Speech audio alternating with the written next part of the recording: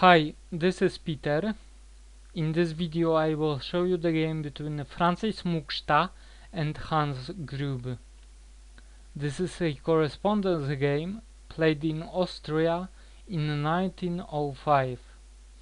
In this game Francis Muksta had white pieces and he started with d4. Hans Grueb played f5, Dutch defense, knight to c3, knight to f6, and Francis Muksta played h4, very aggressive move. And actually this is the most critical position from black's point of view, because black has only two good moves in this position, and those are e6, defending the pawn on f5 and planning to develop the bishop along f8, a3 diagonal, and d6, defending the pawn with the bishop on c8. Instead we have g6, kind of the most logical continuation, planning to fianchetto the bishop, but this allows h5. And now the only move in this position for black is rook to g8 to defend the pawn. Instead we have knight takes on h5. But the problem with this continuation is that white can enter a king hunting mode and he will hunt the king for the entire game, because he can play in this position rook takes on h5. After g takes on h5, e4, very strong move threatening checkmate. Queen takes on h5, checkmate. If bishop to g7 continuing the plan, then still queen takes on h5, check, and after king to f8, bishop to h6 would be very strong for white. So in the game we have d6, queen takes on h5 check anyway, king to d7, queen takes on f5 check, e6, queen to h3, and black played c6. He wants to play king to c7 and then e5, attacking queen. And in this position we have a very interesting move from white. That is hard to spot, and that is bishop to f4. On the surface it looks like it's walking into e5. e5, after king is played to e7, e5 would attack the bishop, and also bishop would be attacking the queen.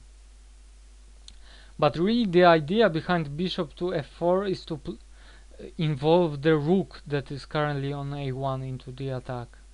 And if you think about this, if bishop was developed on d2, then it would block the rook. Bishop on e3 would be blocking the queen.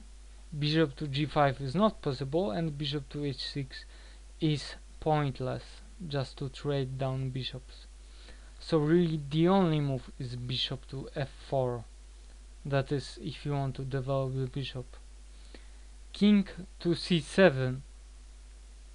And now black is threatening e5, and white played castling along, not afraid of e5. Why is white not afraid of e5? Because in the game black played e5.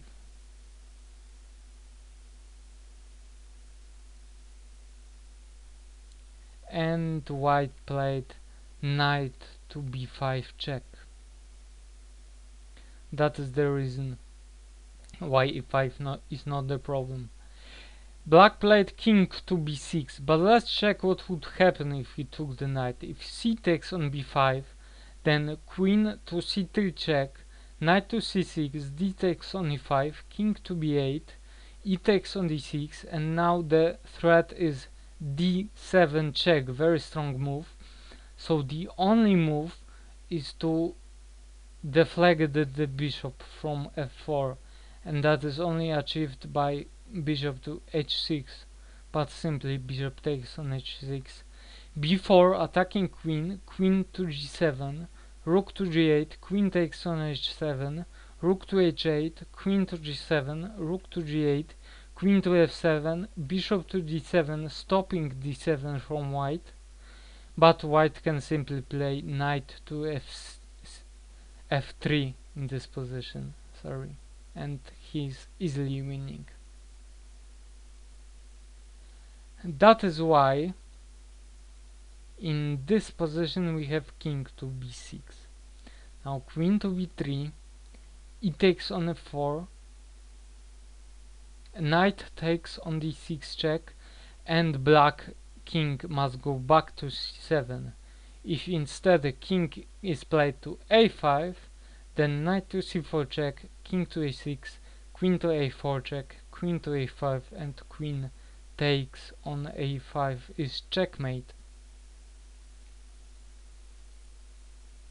So we have again the only move, king to c7, knight to f7, forking queen and rook, queen to f6, and now better move than taking the rook. White played e5, attacking queen, queen to g7, and now this is the most critical position from white's point of view.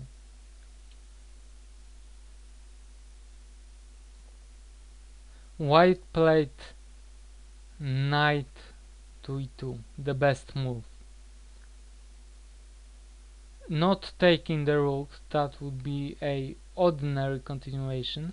Knight to e2, knight is coming to f4, d5 is coming, and knight is taking on d5, and this would be a very strong check. That is why knight to e2 is better than just taking the rook ordinarily. Rook to g8 from black.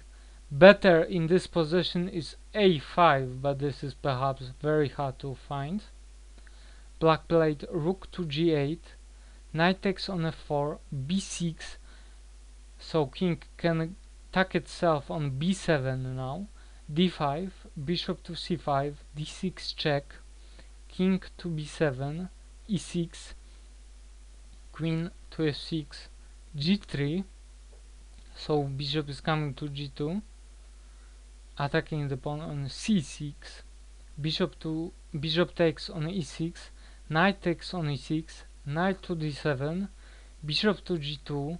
Problem is c6 pawn, that's why black played rook a to c8 to add some protection, f4, bishop to e3, king to b1, bishop takes on f4, knight to c7, so the problem is again c6 pawn. That's why black has to play knight to b8. Now rook to f1, pinning bishop, queen to g6, rook takes on f4, queen takes on g3, queen takes on g3, rook takes on g3. White played bishop to f1, and in this position black resigned. Absolutely no defense here.